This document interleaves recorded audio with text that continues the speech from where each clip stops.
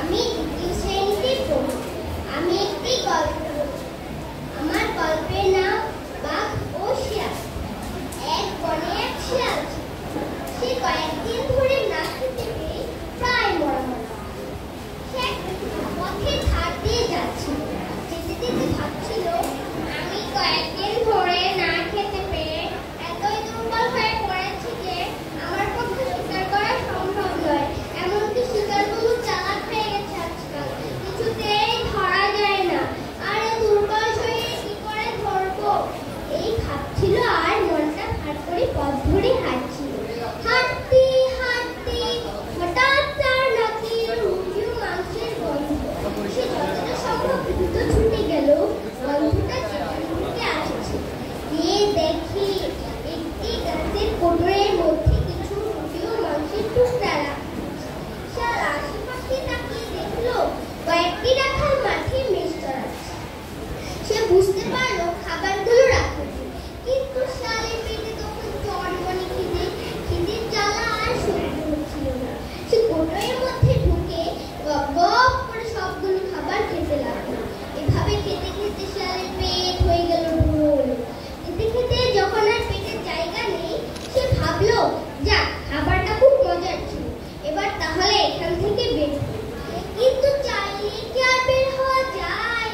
যেমনি সে বের হতে যাবে, অমনি তার ভোম্বল পেট গাছের কোটরে আটকে গেল।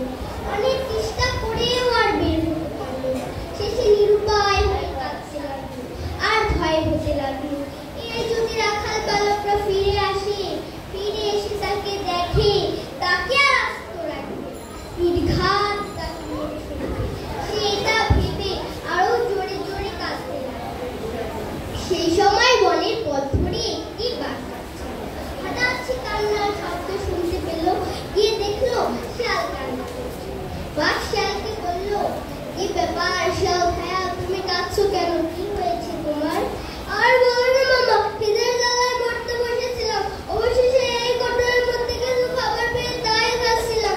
এখন মনে হচ্ছে খাবারটা একটু বেশি হয়ে গেছে, পেট আটকে গেছে, বের হতে পারছি না। কি করা যায় বলো তো?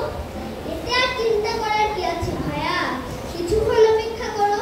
তোমার পেটের খাবার হজম হয়ে গেলেই তোমার পেটটা কমে যাবে, তুমি তখন অনায়াসে বেরিয়ে আসবে। ধন্যবাদ মামা, আমার এই কথাটি মনেই ছিল না। বেটা শিয়াল, আর কিছুক্ষণ অপেক্ষা কর। যখন রাখালরা পিছনে কয়েকটা পিটুনি বসা দিবে, তখন বলবি, বেটা মরবি।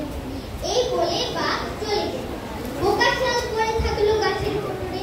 একটু পর রাখালরা যখন খেতে আসলো, এসে দেখলো ওদের খাবার সাবার করে ফেলেছে। তখন শিয়াল আর বাঁচে কি করে? শিয়ালকে ধরে বেধু মার বসিয়ে দিল। শিয়াল মার খেয়ে উফ আহ করতে লাগলো। উফ আহ, কি বসানটা বসাইলে রে বাবা, আমি মনে হয় একটু বিছানা থেকে উঠতে পারবো না। বেটা বাপ, তুই আমার সামনে ফেলাইছিস, তোকে কি আর আমি কোনোদিন পাবো না? সেদিন বুঝবি কত ধনী কত যা। শিয়াল তখন কাঁদতে কাঁদতে বাড়িতে চলে গেল। কিছুদিন পর বাঘ বনের পাশ দিয়ে যাচ্ছিল। শিয়াল তখন মনে মনে ভাবছিল, বেটা বাঘ, আজ তোর পিছনে যাবো আর দেখবো তুই কোথায় যাস। এই বলে শিয়াল তখন বাঘের পিছনে পিছনে যেতে লাগলো। প্রতিদিনের মতো বাঘ আজও যাচ্ছে শিকার করতে। শিয়াল তখন গাছের আড়াল থেকে দেখলো আর বলল, বাঘ মামা, আজ তোমার আমি খেলা দেখাবো, কত ধানে কত চাল, আজ তোমার আমি ধান্দাই দিব। বাঘ যখন প্রতিদিনের মতো আজও মুরগি ধরতে গেল, শিয়াল তখন চালাকি করে গ্রামে ঢুকে